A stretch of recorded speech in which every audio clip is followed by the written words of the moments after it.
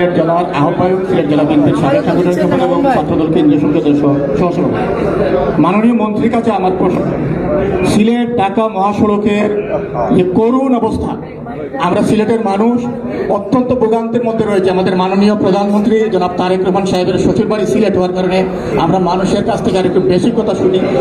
আপনি আমাদের এই রাস্তা দ্রুত সময়ের মধ্যে সম্পন্ন করার পরিকল্পনা রয়েছে কিনা এটা একটু জানাবেন, এবং আমাদের জনগণের এই ভোগান্তি দূর করার জন্য সিলেট ঢাকা একটি সরাসরি একটি ট্রেন চালুর কোনো পরিকল্পনা আছে কিনা সেটা আপনি জানাবেন। এবং মাননীয় প্রধানমন্ত্রীর কাছে যেহেতু আমরা ধন্যবাদ জানাচ্ছি, তৃণমূলের নেতাকর্মী আড়াই মাসে আমাদের মন্ত্রী এমপিরা আমাদের যে খোঁজ নেয়নি, আপনি আজকে আমাদের সারা বাংলাদেশের যুবদল, স্বেচ্ছাসেবক দল, ছাত্র দলের এবং বিএনপির নেতাকর্মীদেরকে একত্রিত করে আমাদের মাঝে যে হতাশা শুরু হয়েছিল সেই হতাশা আজকে দূর করে আমাদেরকে আবারও নতুন করে যে পথ দেখেছেন, এর জন্য আপনাকে ধন্যবাদ জানাচ্ছি।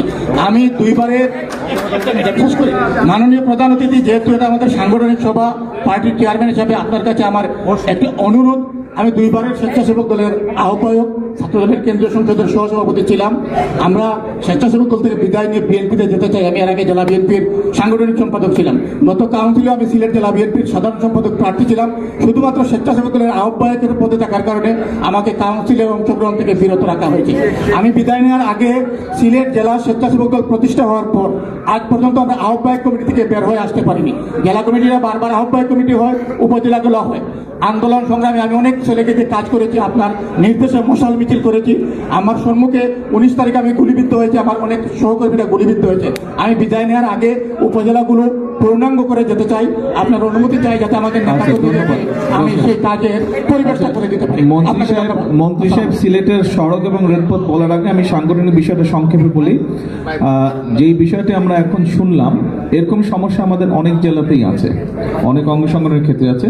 আপনারা প্রত্যেকটা মানুষ, এখানে উপস্থিত প্রত্যেকটা মানুষ, আপনারা গত 17 বছর আন্দোলন সংগ্রামী ছিলেন। অনেক জায়গাতে আমরা বিএনপি হোক, যুবদল হোক, ছাত্রদল হোক, স্বেচ্ছাসেবক দলের হোক, আমরা বিভিন্ন অন্য অঙ্গ সংগঠন, আমরা অনেক জায়গায় কিন্তু জেলা বা উপজেলা পর্যায়ে সম্মেলন করেছি স্বৈরাচার সময়, কষ্ট করে বিভিন্ন সমস্যার সম্মুখীন হয়, বাট সবগুলো আমরা করতে পারিনি। আমরা সেই প্রক্রিয়াগুলো আবার ইনশাল্লাহ সামনে শুরু করবো। আমরা ঠিক আছে, প্রক্রিয়াগুলো ইনশাল্লাহ আবার শুরু করবো। চলমান প্রক্রিয়া চলতে থাকবে, মাঝে মাঝে বাধাগ্রস্ত হয়েছে, বাধাগ্রস্ত হয়, আমরা শুরু করব। জি রবি সাহেব। হ্যাঁ, ঢাকা সিলেট একটা সরাসরি ট্রেন তিনি চেয়েছেন। আমাদের লোকোমোটিভ আসছে, কোচ আসছে।